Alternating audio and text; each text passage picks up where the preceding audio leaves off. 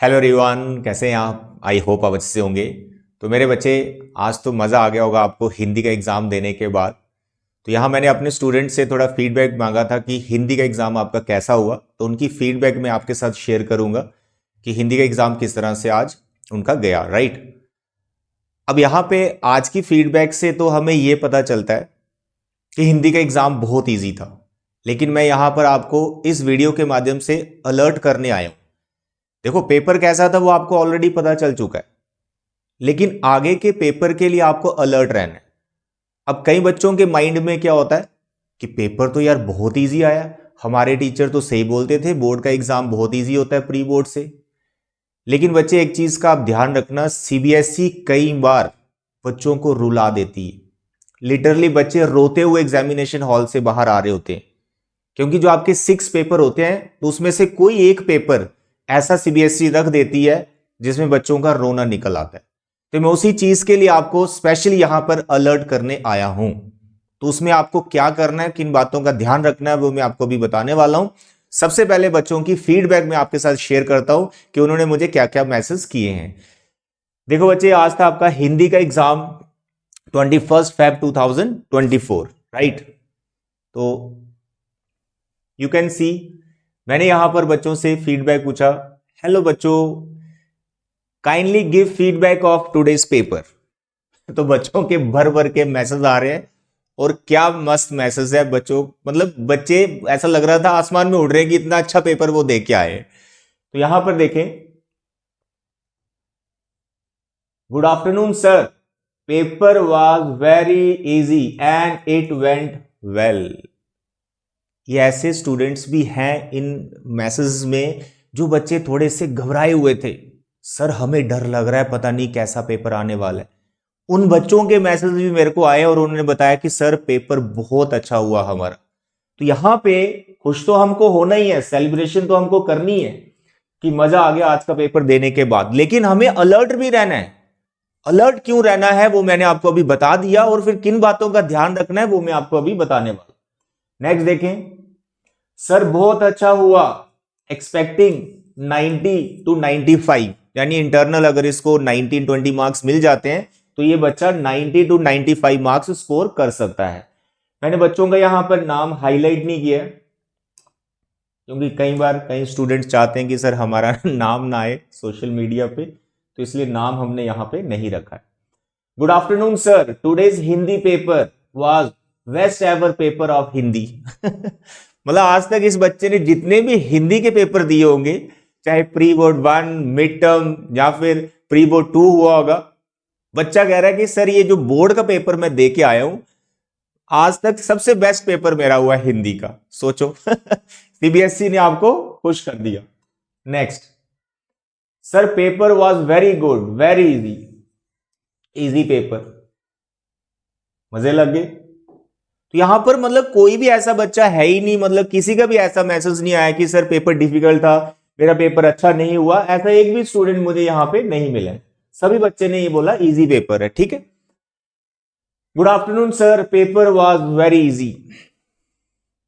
Sir 70 above, यानी 70 above, 75 touching है, 20 मानो इंटरनल मिल गए, तो 95 मार्क्स परसेंटेज यहां पर बच्चे की बन रही है।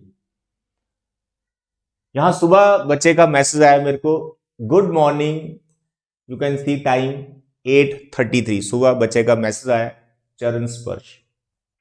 बच्चे को हमने विशेष भेजी। यहां पर बच्चे का मैंने नाम लिख दिया है, नाम यहां मिटा देता हूं। आई होप ये बच्चा हमारा फेवरेट स्टूडेंट है, इसको कोई बुरा नहीं लगेगा अगर यहां नाम आया तो। पेपर बहुत अच्छा होगा आपका, बिलीव इन योर सेल्फ, ये मैंने उसको मैसेज सुबह ही डाल दिया था कि भाई तेरा पेपर बहुत अच्छा होगा, अपने आप पे विश्वास रखो। आगे देखो आज की feedback. Thank you sir, good afternoon sir, paper बहुत अच्छा हुआ सर। पेपर मतलब आज तो बच्चे खुश हो गए। Paper was awesome, thank you sir for your support, now I am worried about maths and science. ये वो बच्चा है, ये वो स्टूडेंट है, ये जानता है कि आने वाले टाइम में क्या होने वाला है, क्योंकि अभी इसको समझ में आ गया हिंदी का पेपर बहुत इजी दिया है सीबीएसई ने, तो आने वाले जो पेपर है उसमें गड़बड़ हो सकता है।